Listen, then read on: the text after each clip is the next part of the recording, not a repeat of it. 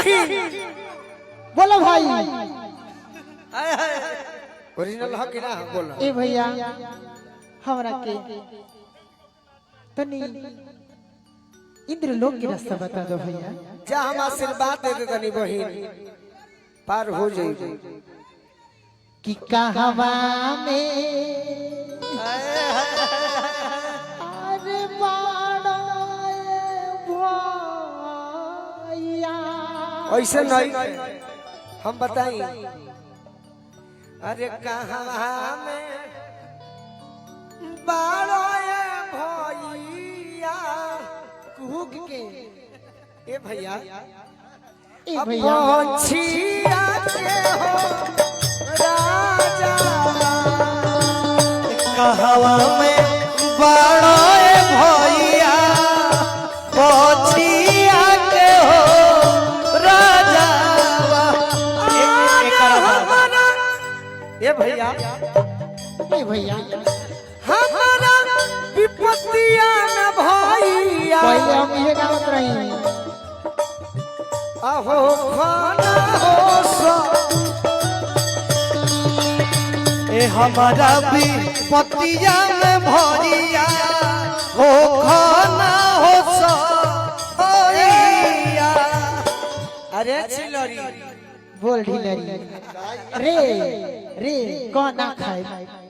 कह दे जे ना खाए ना खाए ना कह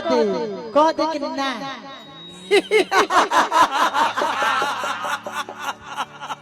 उतने से जान जा कि हमारा अनुभव कितना है अरे कहवा में बाड़ू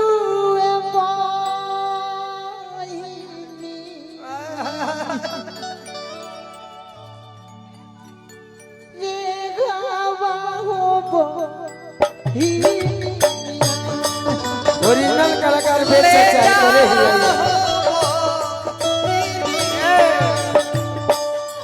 यूट्यूब वाला भाई करे के अच्छा से चढ़ा के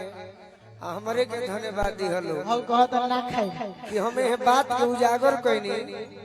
कि केहू जानत ना रहे सुनले होई लो लेकिन ओरिजिनल कलाकार बबीता सागर जी ओकरे ही रहली सत्य बिहुला में हां हां अब बड़ी अच्छा काम रहे उ सब के याद थोड़े हमनी तो नहीं अभियो चले ना जानते नहीं सालों भर कोई ना बैठला जो में रहेला ना सालों हम 25 दिन प्रोग्राम रहेला हो आजू आजू हम ना जाए ना बाकी जे तारा टीम में हुई ओकरो के मत छोड़ी हो ना ना कहबो ना देखी संग लेके हमरा भी डेट आवे ना तो लिख के दे दी ना के जा जा कमा जा प्रोग्राम कर जा हमार तो बोलो भेज जिंदाबाद बा अरे चूड़िया के फोड़ दे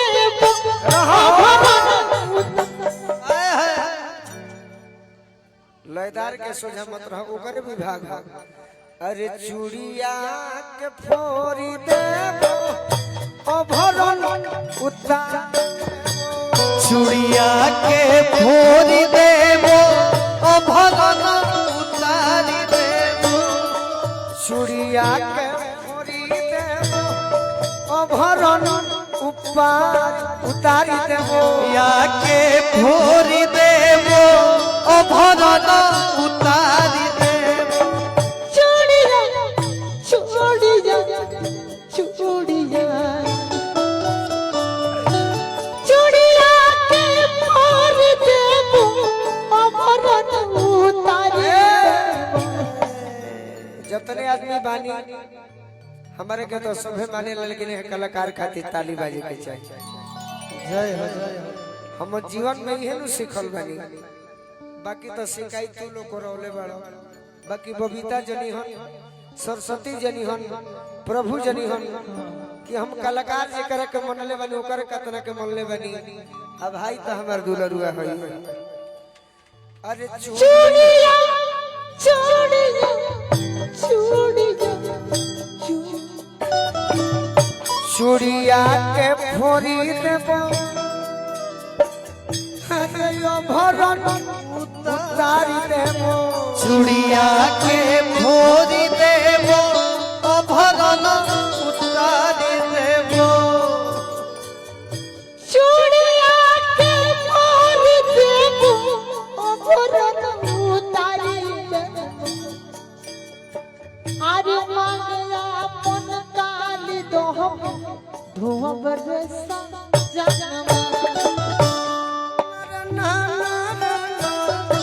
धोबे सजनवा मांग अपन काली धोवन सजा ये प्रीति अपनों ने लूटा है, हाय हाय हाय अपनों ने लूटा है, मैं गैरों से क्या बोलूं, ये दिल भी दीवाना है। अपनों ने लूटा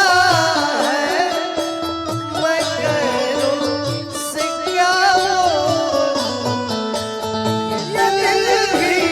तुम्हारा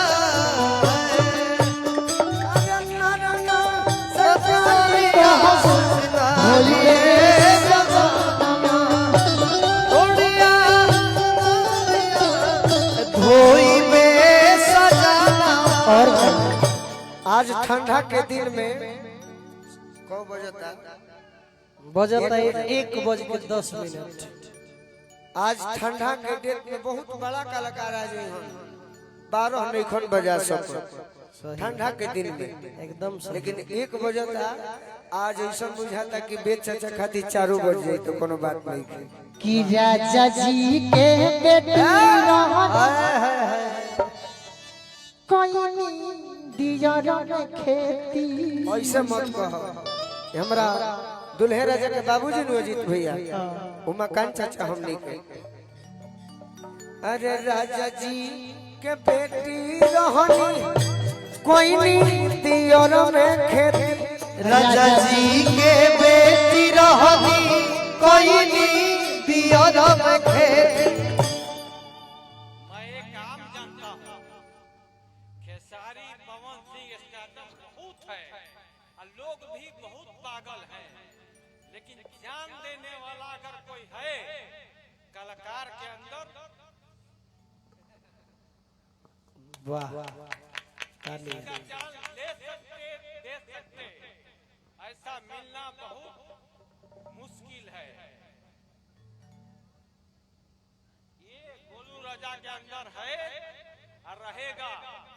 जितने भी सोन कलाकार के अंदर है ये भाई का फैन है और रहेंगे, चाहे आदमी सुनने वाला रहे या न रहे उससे मतलब नहीं है। वो अपना फिल्म में करते हैं, करते रहेंगे, करते रहे। धन्यवाद। ये बबीता अरे राजा